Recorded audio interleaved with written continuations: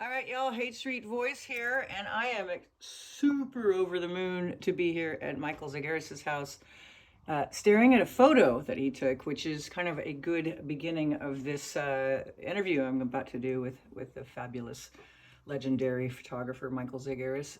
This is the Sex Pistols at Winterland on January 14th, 1978, taken by Michael Zagaris, and I was standing pretty much where he's standing in this photo.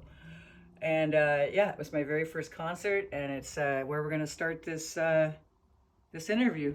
And there's the man himself right here. Wow. Look out now. We should open the windows. I don't want the bullshit to overtake us. All right, so let's start. I just wanted to start. Hi, thanks for having me here. Yep. I'm going to sit down. Let's sit down. Let's see. That's going to be bright. I'll stand over here. You sit down. Sure. Yeah.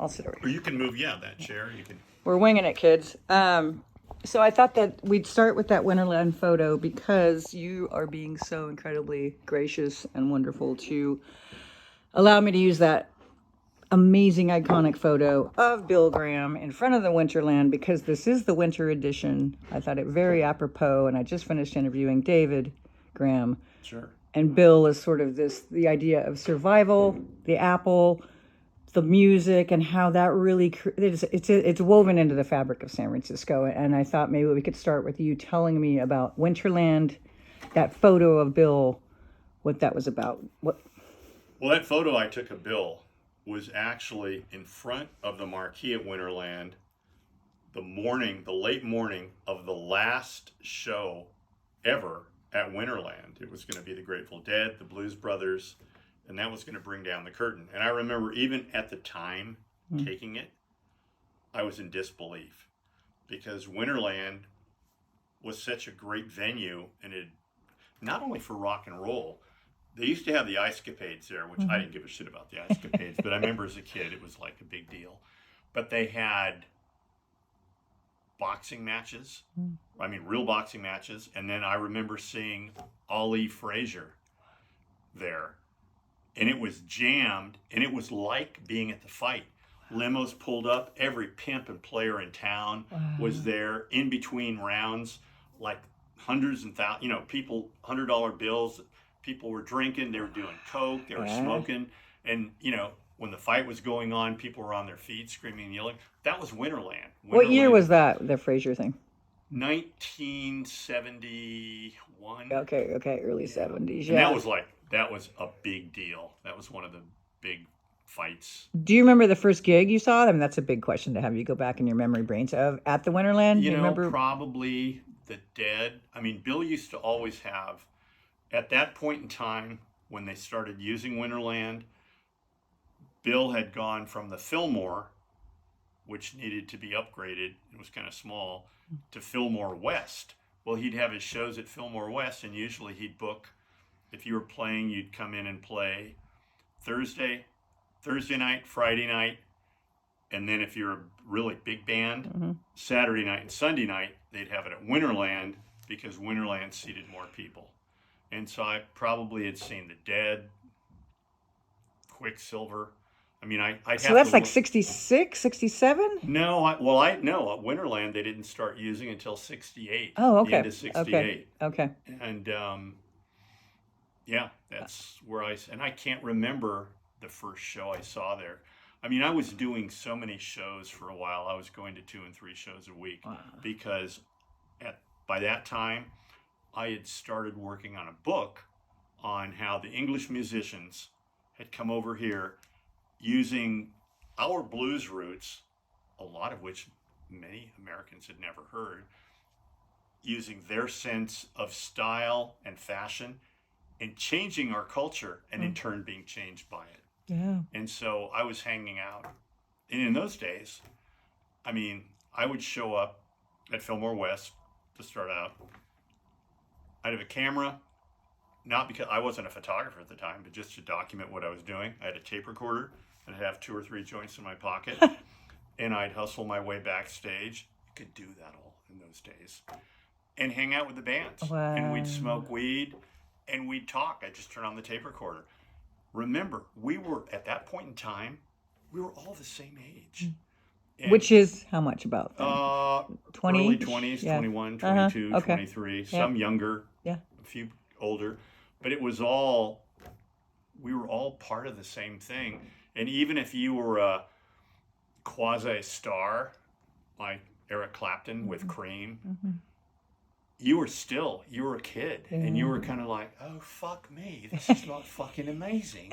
Can you believe this? And so it was easy to do. And It really was sex and drugs and rock and roll, really innocently. It really was, right? it was all those things, and it was a lot more. And most of it we didn't realize. It was also politics. Yeah. People were against the war. I really think everything changed November 22nd, 1963, with the assassination of Kennedy. Yeah. And things went downhill in this country very fast after that. But it also propelled music to be that much more oomph, right? I mean, Well, that was part right? of it. After the assassination, I remember the last Life magazine in December. LBJ was the new president. He was on the cover. They had a story about how he was talking about what was next. He wanted to pass the civil rights bill. On the very last page of Life magazine, they used to always put picture of the week or something. And the picture was these girls chasing this Rolls Royce in London. And it was the Beatles, but we hadn't heard the Beatles yet. The very next week, they started playing the Beatles on Top 40. I Want to Hold Your Hand, Please Please Me. They were on Ed Sullivan in February. The rest was history. The Beatles changed everything. But this is the Haight Street Voice, so we got to come back to Haight. Because yeah. they didn't, I mean, I Yeah. know George came here. Well, and by the time George came to the Haight was already dying. Yeah. Because that was done. But they changed the trajectory of music, who played music, and how they wanted to be. I That's what completely happened with agree. The Byrds. I agree with you. Crosby, Stills, Nash. But talking about people coming to the Haight, I want to hear about you, Michael Zagaris, and how you came to the Haight, what year it was, because you, in my personal opinion, did affect the trajectory of rock and roll photography. I mean, you were there. What a trip. That'll never happen again. There'll be no photographer that gets to see this explosion of rock and roll that happened. I tell people I was really very lucky to have been born when I was born, where I was born, and in the time. And what brought you to the Haight? I had graduated from college. I had started law school at Santa Clara. I'd gone to Bellarmine Prep in San Jose before that. And in the time I graduated from high school and went back to school in DC, the nation started changing radically. San Francisco and California started changing. I mean, it was monumental. Yeah. I mean, it went from the Beach Boys and the beach culture to the Warlocks, which I knew nothing about because I was still in DC when they were happening. By the time I got out here, I started law school in September of 1967. I knew by October of 67, fuck, this isn't what I thought it was going to be, but I'll stick it out. And so I ended up in February of that year, Gene McCarthy wins in New Hampshire. A week later, Bobby Kennedy announces his candidacy for the presidency. I had worked for a year and a half for Bobby in Washington, D.C. Stayed in law school, but went back to work for Bobby here. Went up and down the valley, went to Oregon once for the primary, ended up at the Ambassador Hotel the night of the election here. And I'm on the podium with everybody. I remember walking in that room because we'd come from upstairs where there were a bunch of suites. And it was so hot, but it was festive. We were ahead. We were going to win. We were going to be going to Chicago. He was going to be the Democratic candidate. He was going to be the president. And I remember, I'll never forget, I was like trying to not get knocked off the podium. I'm in the back. Jesse Unruh was like in front of me. And Bobby said, now it's on to Chicago and let's win there. And I'm following everybody. We go down there's like 3 little stairs. And I thought we were going back up to the suites. Somebody said he thought there were buses. We might go to one more hotel. As I started into the kitchen, I hear, it sounded like somebody let out a string of firecrackers. My friend Bill Epridge, photographer who had been with us sporadically, he was shooting for both Life and Time magazine. He was behind me, ran by me, knocked me against the wall, yelling 9mm. And my first thought was, 9mm, that's like a fisheye lens. I didn't even equate it with a gun. I took about 5 more steps. We're in the kitchen, slipped, almost fell, and I'm thinking it's cooking oil. It was blood from Paul Schrade, the Union man that was behind Bobby that had also been shot. And I remember I saw Rosie Greer. He had somebody against the wall, and people were screaming and yelling, break his hand, break his hand. Now, when this is going on, I still have no idea what the fuck's happening. And I remember hearing a friend of mine who was shooting for NBC, a minicam, yelling something. And then I could hear Ethel Kennedy, and I saw feet, and then I saw it was like Bobby's feet.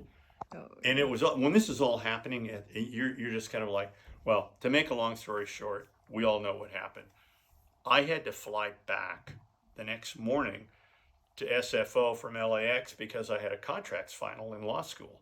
When I got off the plane, I'm walking through the terminal, I hear that Bobby has died in surgery. And I'm like, I'm numb. I get to law school, go into class, and I remember I sat down, they passed out a mimeograph sheet with the questions on it. I sat there for, God, I don't know, 10, 12 minutes. And I had in my wallet, I had these little square headshots from the baseball cards. And I remember I had Juan Marichal, I had Roberto Clemente, I might have had Mays. So I took Marichal out, put it on the first blue book, took a quarter out, transferred the picture onto my blue book, put a little balloon on the mouth, and then wrote, Mike, this is all bullshit. And I proceeded to fill 8 blue books with how America was fucked and murdered its leaders. So obviously that was the end of law school. My parents freaked. I remember my dad said, now what the fuck are you going to do, big shot? And I said, you know what? I don't know, but I'll know when I see it. And when you're young, that's a great answer. Yeah. If you're the father, you're like, you're out of your fucking mind. Yeah. I was immediately reclassified 1A, and then dropped acid. Not to escape, not to get fucked up. I had read Huxley's Doors of Perception. I'd read John Hersey, the novelist, had written a novel on an acid trip called Don't Look Now. Yeah. And I knew when the Revolver came out, I knew the Beatles had dropped. So I dropped acid in search of truth, in search of self, like a sacrament. Yeah. And it was all of those things. It was like, fuck. It was like the veil had been pulled back. And isn't it interesting how we're just going to go wherever we're going? Yeah. That psychedelics, full circle, talk about full circles, that psychedelics are being decriminalized now in a much more, I don't want to say organized, but in a much more respectful way. Well, and as therapeutic. Now, all of that being said, Here's the irony. Most of my generation, and many of us thought at the time that we were changing the world. We were changing the planet. People were dropping acid the way people would get, a case of beer and get fucked up before that. And it was like an amusement park ride. Now, while things are starting to open up, I see these millennials and these techies, hey, we're on microdosing. It's like, what the fuck, dude? It's not about being productive. And, I'm more like Terrence McKenna. If you're going to trip, take a heroic dose. That's Dr. David E. Smith. Yeah. That's his whole, he's not a true believer in microdosing. He thinks that if you're going to go big, go big. Right. So you really blast into those areas. Right. And it's funny because David, really good friend, he and Millicent, I lived across. Love you guys, shout out. Right across the street from them from 82 to 2005. I mean, he saved me, he saved Kristen a few times. I mean, he's done so much for so many people. Yeah. He doesn't trip anymore. Most of us don't trip anymore. All the shit that I used to, heroic dose, I didn't care. Let's put it this way. I never thought, I knew bad things could happen, but not to me. Hmm. And I think as you get older, you kind of want to be in control. You want Well, to you get don't need to blow up your brain because you already sort of have gone to the edges, right? So you're kind of like, I already know, you've already sort of been to the edge, right? right. Well, but you know what? The one thing that most people are uncomfortable with, the unknown. Mm-hmm. I used to search out the Yeah. unknown. Yeah. 60-foot wave, fuck yeah. This will be the ride of my life. Oh, you're a surfer. Is that what you're saying? Yeah, well, I mean, I did that too. I was always looking to, I loved excitement. I loved the rush, the adrenaline rush. That's what life's all about. But you're around some really incredible musicians and artists and thinkers. I mean, the whole thing. And so I'm just picturing you like backstage with Eric Clapton at the Winterland, or, I mean, the conversations. I mean, were you, obviously you were maybe being kind of professional with the photography, as far as you don't want to be completely high on acid and trying to do a shoot or something. You know what I mean? Or do I it actually all. a couple times I did that shot I did of the Who, Pete Townsend. I know, get over there. That was their last show at Winterland in May or in March of 1976, but right before we went on, I'm on my knees in the dressing room backstage loading up film into my cameras, and Keith Moon comes backstage and stands over me holding up a plastic bag, and he goes, "Oh, I've got a surprise for you." And I said, "Surprise?" And he's holding up this plastic bag, and it looked like he had beef jerky in it. He said, "Jerky?" He goes, "Turkey." Opens it up, pulls it out. It's just withered. He says, "It's magic mushroom, isn't it?" I went, "Oh, wow." So he tore it in half, ate half of it. Remember, there was a big Budweiser. Took a drink of the Budweiser, and he goes, "You fancy some?" I said, "Mooney, I've got to fucking shoot." And he says, "And I've got to play me fucking drums." So I thought, fuck. Okay, and I remember it was bitter as hell. Washed it down. About 3 minutes later, we're going up on stage, and he's in front of me, and I pulled the back of his shirt. And I said, "Mooney, what kind of trip's this going to be?" And he goes, "Don't know." Well, I started that night shooting from they had two stands, maybe 10 feet back from the stage, that they shot video from. So I'm up there with Kristen, and I'm shooting. About halfway through the show, all of a sudden, my mouth's getting dry, and you're starting to get that feeling in your stomach, and I'm starting to come on. But I'm continuing to shoot, and then she handed me another camera body, and they were like trails. And I'm like, and she said, "Hey, are you okay?" I said, "No, I'm starting to really come on." She said, "To what?" I said, "Mooney and I split a mushroom." And she goes, "And you didn't give me any?" And I said, "Well, you weren't there." And so 5 minutes later, I said, "Hey, I've got to go up on stage. I'm not freaking out, but I've got to get my shit together." So we were now on the side of the stage, and now I'm trying to shoot. I'm still trying to shoot, and they're playing, and now it's getting really claustrophobic. You know how when you're going up fast, and I thought, hey, no, I want to get up no higher. I want to get off on this floor, but it doesn't work that way. Yeah, no, it doesn't. So I remember we went backstage, and I remember there were some stairs where I could get to the balcony. And so we're now in the front row of the balcony, and I guess Kristen tells me I'd been standing there for about 10 minutes, just kind of like, wow. And she goes, "Are you shooting any of this?" And I was like, "Oh, yeah." And so I started shooting, and that's when I got that, what many people say is one of the great rock and roll shots of all time. Pete's throwing his guitar in the air. Yeah. Right after I shot it, Mooney stands up on his stool and like collapses into the drum kit. Cymbals, drums go over, hands up on his back. Pete grabbed one ankle, John Entwistle the other, and they drug him off. That was the end of the show. And so, yeah, sometimes I did drop. Yeah. To my peril at that. Yeah. But yeah, it was, and psychedelics, I mean, I learned so much about life, about the universe, much more than I ever learned in school, law school, working for the Kennedys. It was a real eye-opener, which is why it was made illegal almost everywhere. because the people in power, regardless of the country or government, they want you to look to them for the answers. Exactly. And that's what religion is. Yeah. No, this is the way. Right. So yeah. Well, thanks for that story. I'm going to bring it back to the Haight again. Yeah. And Yeah, good luck editing this. By the way. well, hang on. Well, I'm thinking. Hang on. Let me. What I'm going to do is